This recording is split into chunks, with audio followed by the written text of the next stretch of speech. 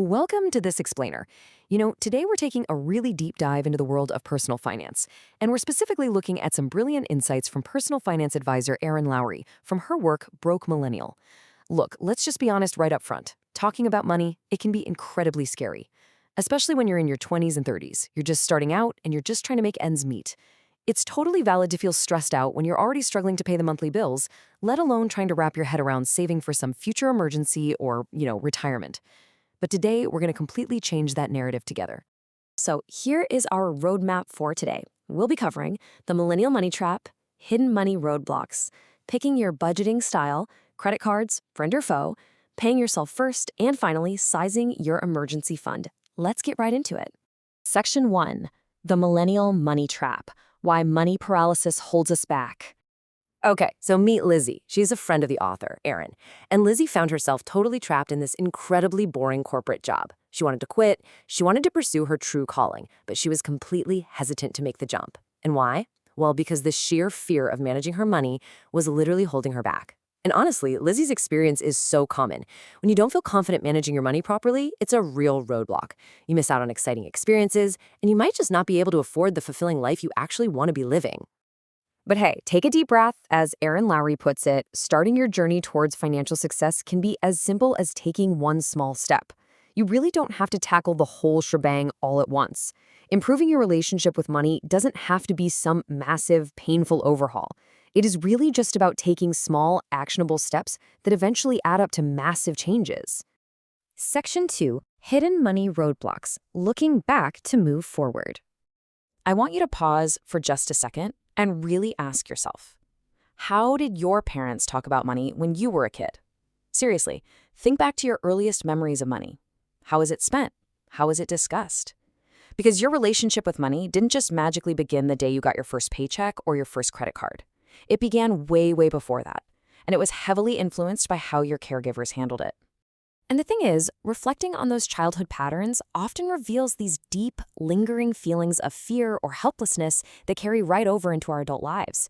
Uncovering these deep-rooted roadblocks is the absolute crucial first step, because once you identify why you behave a certain way with your cash, you can actually start making real, actionable changes to your financial behavior. Section 3. Pick your budgeting style, finding what actually works for you. Now, there's a really fascinating contrast between two very different approaches here.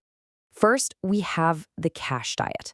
This is for folks who really need physical boundaries. You basically divide your budget into weekly cash installments, and you keep a small buffer, usually around $100. It literally forces you to spend less, and you totally avoid any of those pesky card fees. But on the flip side, we have the track every penny method. And this is exactly what it sounds like. You record every single transaction in a spreadsheet.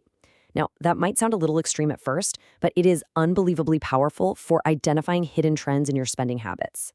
And to show you just how powerful that tracking method is, I want you to consider this number, $90.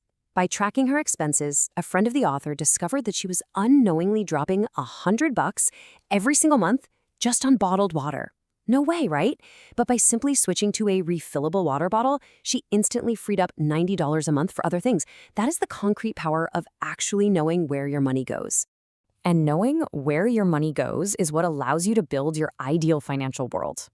To hit your long-term goals while still keeping the lights on, it really helps to budget by percentages. So ideally, 50% goes to your fixed costs, 30% goes to flexible spending, and 20% goes straight toward your financial goals. But let's be real for a second.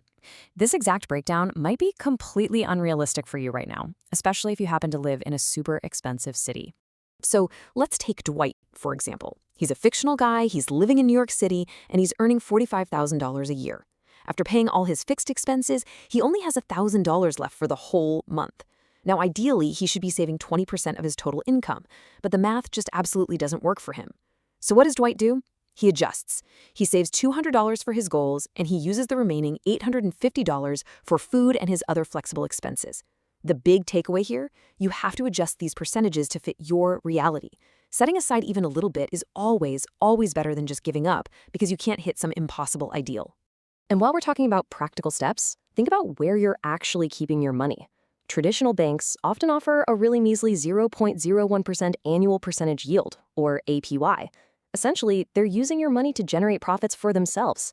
But if you switch over to online banks, which have way lower operating costs because they don't have physical branches to maintain, they actually pass those savings right back to you in the form of a much higher APY.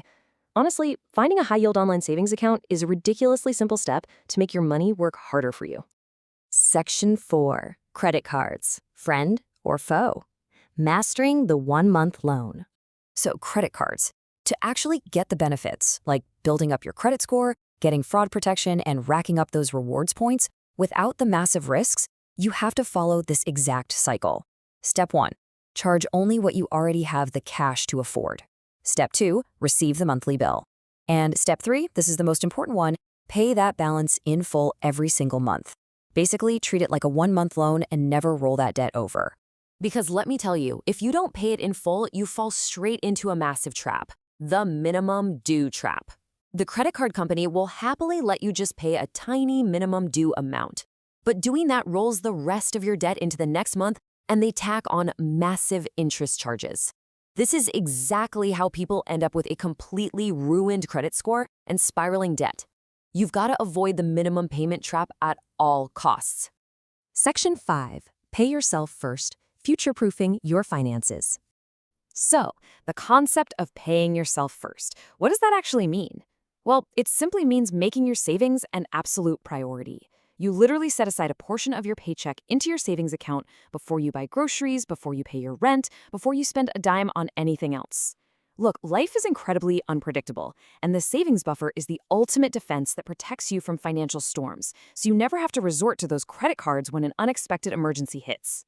Okay, but how do we actually pull this off? First, you just start small. Maybe skip a couple of luxuries during the week to find that initial amount. Second, as you get a little more used to it, gradually increase the amount you're tucking away. But the absolute real magic here is the third point. Set up automatic bank transfers. Make it happen automatically on payday so it requires literally zero daily willpower on your part. Section 6. Sizing your emergency fund, building your safety net. Now, your target emergency fund size depends entirely on your unique life situation. If you're currently struggling with debt or you're underemployed, trying to save up 6 months of expenses is totally unrealistic. Your target is to just hit $1,000 to start and maybe add $500 for any dependents or pets you have. Now, if your debt is pretty manageable, your goal should be 6 months of essential living expenses, rent, bills, groceries. But notice that bottom row? If you are a freelancer with an unpredictable income, you really need a much larger cushion of 9 months just to give yourself some true peace of mind. And there is one critical rule for this fund. Keep it accessible. Your emergency cash needs to be sitting in a bank account, ideally an online one with at least a 1% APY. Do not tie this money up in volatile stocks or investments, because when a crisis hits, you're going to need that cash quickly and reliably. Well, we've covered a ton of ground today, and you now have a real toolkit to finally break out of the broke millennial trap. But I want to leave you with this provocative question to really chew on. Right now, are credit cards a helpful financial tool or a financial nightmare for you? Take what you've learned from this explainer, assess your own habits, and take just one small step today toward your financial freedom. Thanks for learning with me.